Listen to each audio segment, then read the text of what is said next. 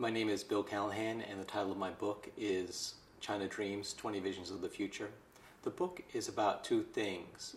First, about the role of ideas in Chinese politics, and second, the role of public intellectuals in China's political transitions.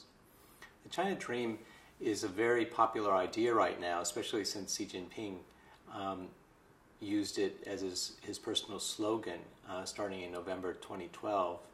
But what the book does is actually shows that there's a backstory to the China Dream. The people have been talking about the China Dream and the China model for about 4 or 5 years. My research started in 2009, which is seen as a pivotal year for China. Most people who study politics and IR see it as the emergence of China as a more aggressive state pursuing its national interests. But something else was also going on. It was also a change in the way Chinese people were thinking about themselves and their country. Because 2009 was when China emerged as a major economic power in the wake of the global financial crisis. And when you read back and see what Chinese officials and intellectuals were talking about at that time, mostly in Chinese language texts, you see what they were trying to do is think about how China can convert its economic power into political and cultural influence around the globe.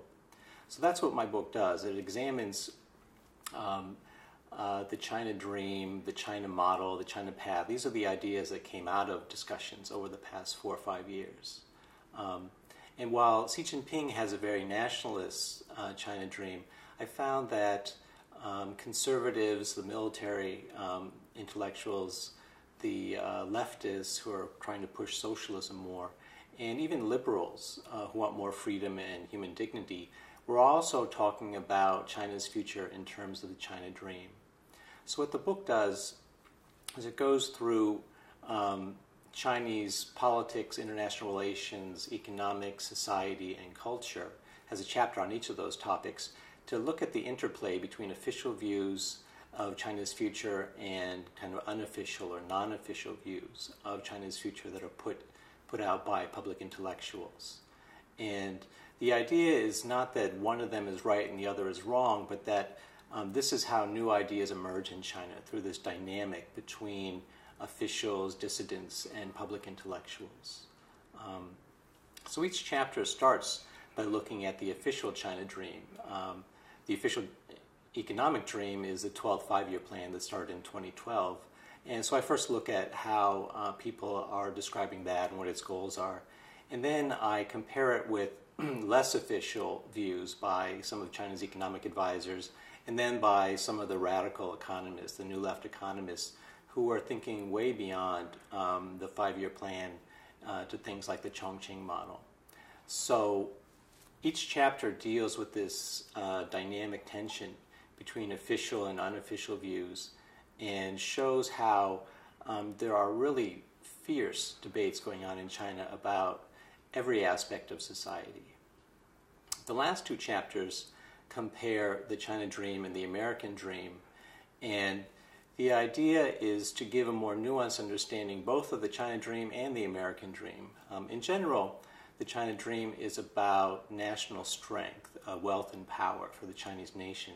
And the American Dream generally is about prosperity for individuals and for families.